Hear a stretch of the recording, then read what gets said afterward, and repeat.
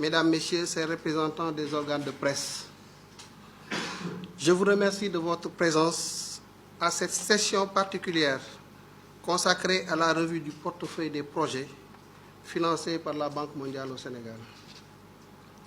Cet exercice s'inscrit dans un contexte particulièrement important et décisif pour notre pays.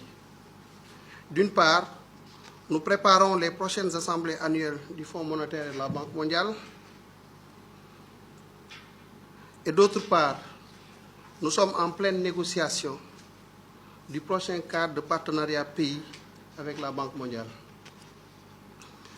En outre, les services étatiques finalisent le nouveau référentiel stratégique qui définit les axes prioritaires pour le Sénégal à l'horizon 2050, selon une vision mettant en avant la prospérité, l'équité et la transparence.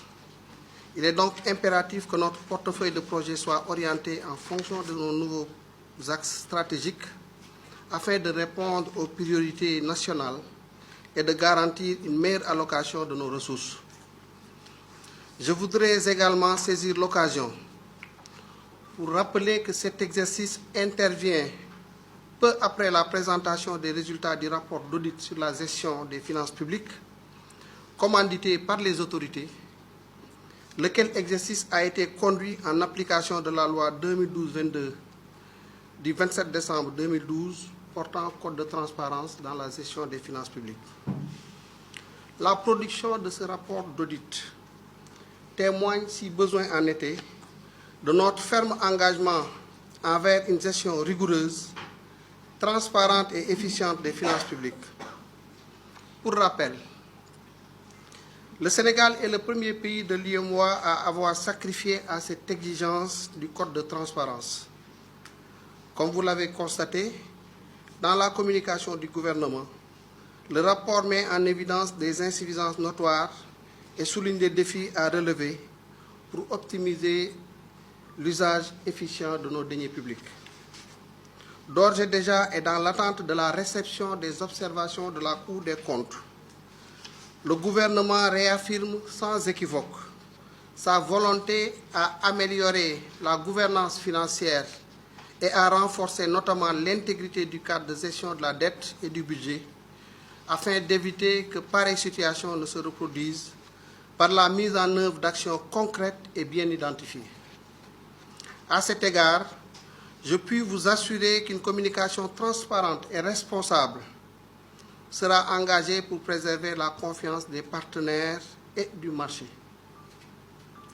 C'est dans cet esprit de transparence et de responsabilité qui a toujours fondé la crédibilité de l'administration des finances que nous entamons aujourd'hui la revue de notre portefeuille de projets avec pour objectif de garantir que chaque projet contribue de manière stratégique, tangible et productive à la transformation économique et sociale du Sénégal.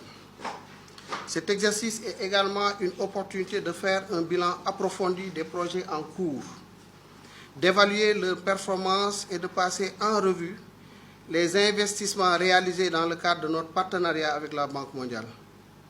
Nous devons veiller à ce que ces projets soient alignés non seulement avec nos objectifs de développement à long terme, mais aussi avec les besoins immédiats de nos populations, en respectant les exigences de performance et de transparence que nous nous sommes fixés.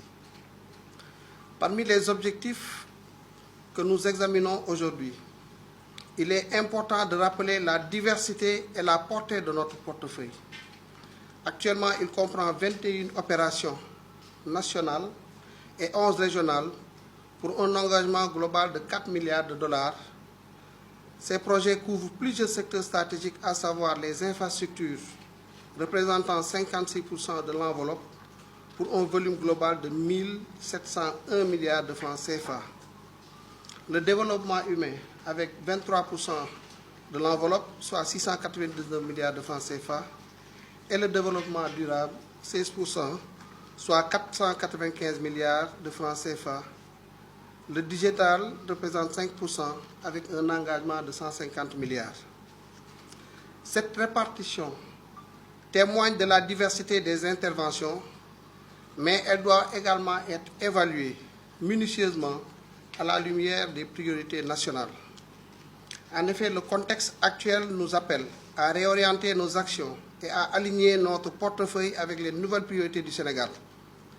La nouvelle stratégie nationale de développement 2025-2029, qui s'inscrit dans la vision Sénégal 2050, nous impose de revoir notre approche pour une transformation économique et sociale durable.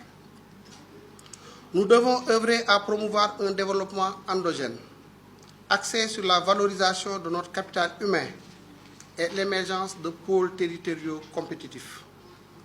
Chaque projet, actuel ou futur, doit s'inscrire dans une dynamique pour assurer sa pertinence et son efficacité à long terme. Ce référentiel de politique publique représente notre boussole pour les années à venir et il est crucial que nos engagements financiers soient alignés à ces objectifs. Ceci m'amène à aborder une question cruciale, la gestion de nos dépenses publiques. À la lumière des évaluations menées, il est impératif de rationaliser les dépenses allouées au projet en les orientant davantage vers les activités qui ont le plus d'impact. En effet, notre responsabilité première est de préserver les ressources publiques, de les utiliser à bon escient et d'éviter tout gaspillage. Cela signifie qu'il faut envisager, lorsque nécessaire, la restructuration de certains projets ou même leur cessation si leur pertinence ou leur performance sont remises en cause. Nous ne pouvons pas nous permettre de soutenir des initiatives qui ne répondent pas aux standards exigés, au risque de compromettre nos ambitions de développement. Au demeurant, il est essentiel de souligner que les projets qui continueront à être soutenus devront faire l'objet d'un suivi rigoureux. Donc, nous devons mettre en place des mesures visant à améliorer leur gestion, leur organisation et leur exécution. Il s'agira de renforcer les capacités des unités de gestion, d'optimiser les procédures de décaissement, notamment, et d'adopter une approche encore plus axée sur les résultats.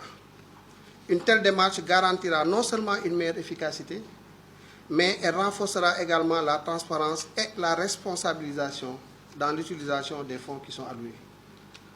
Aussi voudrais-je annoncer que nous allons dorénavant introduire le costing unitaire dans la gestion des projets. Un nouveau système de contrôle des coûts est devenu nécessaire. Cela va consister à compter jusqu'à l'impact de chaque franc CFA investi. Toutes les prévisions ex ante et les évaluations ex post devront dorénavant permettre de savoir l'efficacité des francs CFA investis et les impacts réels sur les cibles de chaque secteur. C'est en changeant de paradigme de comptage basé sur le rapport coût-impact que nous allons avancer dans l'efficacité et l'efficience de nos interventions.